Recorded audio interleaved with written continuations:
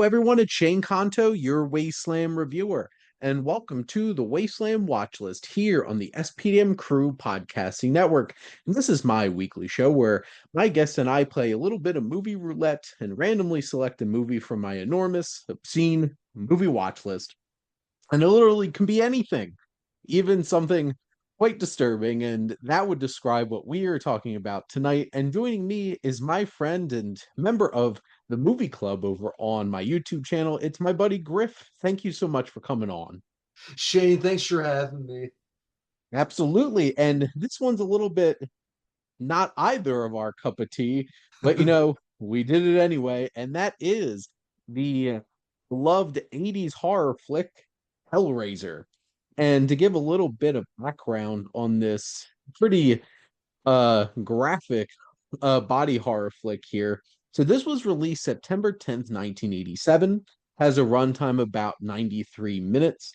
Its budget was $1 million, but made 30. So this certainly made a bunch of money. Based on Clive Barker's own novella, The Hellbound Heart. And Barker wrote and directed the film. Iconic score from Christopher Young, which I think is probably just as famous as maybe the movie is. Barker was disappointed by previous adaptations of his own work, so he decided, I'm going to direct this myself. And then the franchise actually has 9 sequels in Mm, total, which I don't know if you have any familiarity with this franchise as a whole, but the only one I had seen before watching this was the reboot that they made on Hulu that came out during COVID. So Christopher Figg was the producer who made it happen. Working title was Sadomasochists from Beyond the Grave. So, mm, yep. Well, it describes it. Well, they're not from beyond the grave. They're interdimensional beings, but who's splitting hairs here? Barker did not understand the basics of filmmaking, like the differences of lenses and stuff like that. He was just kind of going for it. They relocated the film to the United States and had to redub the film with a bunch of American actors. Doug Bradley could not see through his black contact lenses playing the, you know, character of what everybody usually calls Pinhead. The yeah. costume and makeup was also very limiting for Bradley physically. He could barely move around the set. The design for the Larmention's box was quite delicate and broke easily. It took 8 hours for them to make a new puzzle box every time they broke one. The first cut went well over, and reshoots were agreed upon to up the budget on certain scenes. So like apparently they really loved the rough cut of the movie, and the producers like, here, have more money, make it more messed up. Um, Reverse motion footage was used in creating Frank's resurrection scene, which I'm sure we'll talk about. That was a pretty legit sequence of practical effects. I don't think this is going to surprise anybody, but the original cut of this movie was given an X rating before they had to cut it down. A nude murder scene and a lodged hammer in somebody's head were both removed from the film so it could actually get an R rating. Frank's death scene had to be cut down as well because that one's pretty grotesque. And we'll talk about that. And more of the eroticism of the film was also cut. So basically, they're like, y'all need to tame this down or you're not getting an R rating for this. So that's all the background I have here. But let's give our little synopsis here according to IMDb, because that's where most people go Yeah. for their synopses. A woman discovers the newly resurrected, partially formed body of her brother in law and lover. She starts killing for him to revitalize his body and escape the demonic beings that are pursuing him from after he escaped their underworld. But Griff, what are your general thoughts on Hellraiser? It was a movie that I was aware of for a long time, but honestly, I had no interest in seeing it. I'm not the biggest horror movie guy, as you know already, Shane, but I was willing to watch it with an open mind. And I think what stood out to me the most was Andrew Robinson playing the protagonist, because for those of you who are really familiar with movies know that he played the main villain in the first Dirty Harry movie, Scorpio, the evil sniper. So it was kind of a breath of fresh air to see him, playing, that fatherly figure who gets unwillingly trapped in that complicated situation, and how it affects, him and his family too. That's very interesting because I didn't put two and two together that that was the same actor, but now looking him up on IMDb, the Scorpio Killer is one of the first pictures that pops up on his profile. Right. This is a film that I can 100% see why this has become such a big hit for horror movie fans, especially those who love body horror and love 80s practical effects, because the practical effects in this are pretty incredible. They put in a lot of effort to, that whole Frank resurrection scene. It's not just like him poofing back into existence, it's his body and his flesh all coming together and repurposing into some kind of human form, except he doesn't have skin. He needs to get that back from, killing people. And, his death towards the end, too, is pretty grotesque when, they just straight up like all of his flesh off again. I'm like, oh my God. And it's pretty wild in terms of what they do with this. And I think obviously like the Cenobites, these entities, these sadomasochistic entities from another dimension are really cool with like the makeup and the costume design. Mhm. Obviously a lot of BDSM kinds of things with chains and leather. Pinhead obviously is the most famous of them, which, having all these like pins all covering his face, or and then all the other ones that have all these like grotesque designs and everything for sure. It's a wild ride for sure. And I feel like the thing that stands out the most is they really put in a lot in makeup, costuming, and practical effects to bring this to life. Yeah, actually, the transformation scene you mentioned, Shane, it kind of reminds me of a movie we talked about not too long ago, An American Werewolf in London. Yes. Yeah, I don't know. I don't think it was directly influenced by An American Werewolf in London, but I could see a little bit of the similarities in that. And also another thing that struck me too about this movie is, unlike these other horror franchises, Freddy Krueger, Michael Myers, Mhm. Jason Voorhees, Pinhead only had maybe what, two or three scenes in the movie. Unlike these other horror villains, that's another thing that stood out to me. Yeah, that was one of the things because, like, obviously, what are the things most known for Hellraiser are the Cenobites, but like they're not that big a part of the actual story. And also, this film was very interesting from a narrative standpoint because I feel like half the movie is like Frank and trying to get him to regenerate and all of these elements. And you have this very lustful relationship that he has with his sister-in-law, and they obviously have a history. They had these these flashbacks to this affair that they had. And basically for like half this movie, it's this woman trapping men to come to have sex with her in this creepy room for then her real lover who has no skin to come out and just watch her murder them. And I'm like, this is an interesting plot that's going on here. Then halfway through the film, it completely shifts gears to her stepdaughter and Frank's niece, who then kind of becomes the protagonist of the story. That because like she's the actual innocent one, and we can actually like empathize for and connect with. And it's one of those types of things where it's like that character is wholly underdeveloped.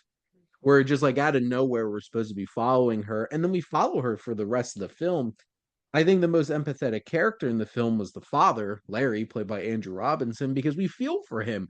We're watching this deceit going on right in front of him. And then I just think it was odd narratively that we shift focus halfway through the film to a very uninteresting, underdeveloped character. And it kind of just feels like they needed like a pure character to get stuck in this situation eventually for us to like sympathize for. And then, it turns into this really creepy haunted house thing towards the end with the Cenobites all doing their thing inside this house. And then I'm like, this is kind of all over the place, to be perfectly honest, from like a storytelling perspective. Yeah, yeah. And what's interesting too about the Cenobites is that apparently they were supposed to have more dialogue, and then for whatever reason they cut the dialogue and they gave it all to Pinhead, which I guess ultimately worked in the long run because with Pinhead having all the dialogue, you understood who he was, and then the then the eight sequels got made. Well, yeah, and this was the era to have like a face of horror, whether it's Michael Myers or Freddy Krueger, Jason Voorhees, and then rolling out from that, you got like Leprechaun and all these other ones. So like, kind of made sense that they had like a figurehead of this group to try to like hone in on. And I Yeah. think, and it might just be hindsight, but Pinhead certainly had a good enough design that this became the face of the Hellraiser franchise. Hmm. Um, but it's creepy. It's unnerving. This film really pushes your buttons. It has an extremely visceral feeling to it. Like Clive Barker just goes all in on this movie and does not pull punches in terms of it obviously very sexual, and there's supposed to be this underlying idea of these people giving into like their sexual deviant natures, and which is why they wind up on the wrong side of these sadomasochistic entities that feed off of our pain and stuff like that. And obviously this probably it's so funny because thematically this makes sense in the 80s where people are like, no, no, no, don't be all like sexual and stuff like that. But then you watch the movie and this is pretty grotesque. And I don't think anybody who like aligns with that way of thinking would actually sit and watch this movie because it's Hmm. really messed up, demented, and twisted. So I think I think Clive Barker has a little bit of like, here's the message of the film, but let's have that sex and violence and gore too, and you could have your cake and eat it too. Yeah, So, yeah. like, I'm not surprised. Like, this had a lot of like iconic looking imagery and some really grotesque physical horror, body horror, and practical effects. I'm not surprised this turned into a big franchise, especially when it made 30 times its budget. So, like, obviously, it struck a nerve.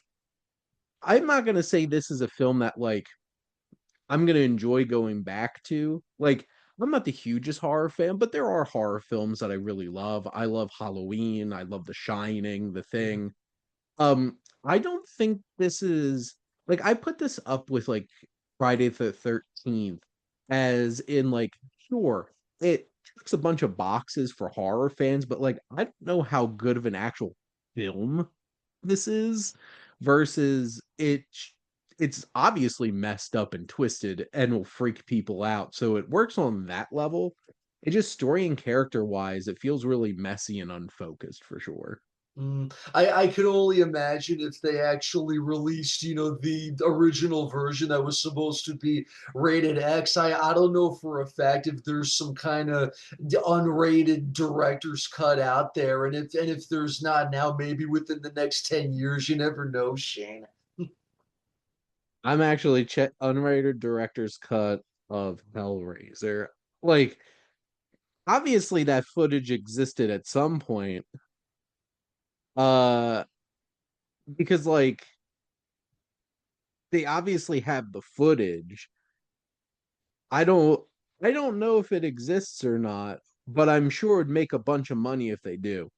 Yeah, I mean, I'm sure nowadays it probably wouldn't even be a big deal because, of all the really nasty horror that's been out, for the past 10 or so years, Human Centipede and, Terrifier, and nasty horror like that.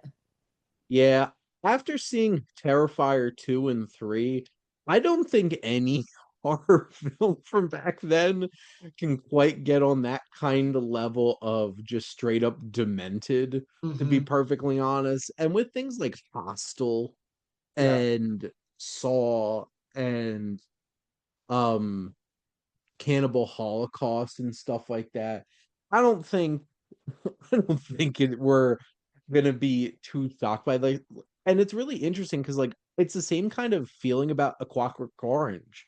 I remember seeing that for the first time, and I kind of felt bad thinking like this isn't as bad as I thought it would be. Obviously, there's some really messed up stuff in it, but I'm like, for a movie that's like so notoriously like pushing that X rating kind of thing, I'm like, this isn't as bad. I've seen things in modern times that are significantly worse than this. And True. that's all just escalation. Hmm. So, yeah, I don't think people would bat an eye if they release the unrated version of this. Because that's the thing, they just slap an unrated tag on it. Doesn't need to be like X or NC-17. It's just unrated. Right. And people will buy a special edition of it. So there you go. Now, Mhm. Griff, do you have any other thoughts on Hellraiser? Overall, I was pleasantly surprised with it. I thought it was a very good movie. It definitely exceeded my expectations, and I would recommend it. I probably wouldn't recommend it to people who were getting into horror initially. I'd say No. give it some time, maybe watch, some other franchises, and then, as time goes on, then consider watching Hellraiser. Yeah, start off with some slashers and pulpy horror movies first Right, exactly. Yeah. before you get into Hellraiser territory. But yes, this is a visceral, twisted, incredibly well put together horror flick for sure that spawned a giant franchise. And I do have a bunch of the sequels on my watch list, so I'll get around to them eventually. Yeah, But maybe Hellraiser 2 at least. yeah, but Griff, thank you so much for coming on and, weathering this movie with me. Yes, thank you, Shane. And thank all of you for listening. Make sure to like, comment, and share on this episode. What is your favorite horror franchise? Is it Halloween? Is it Nightmare on Elm Street? Is it Scream?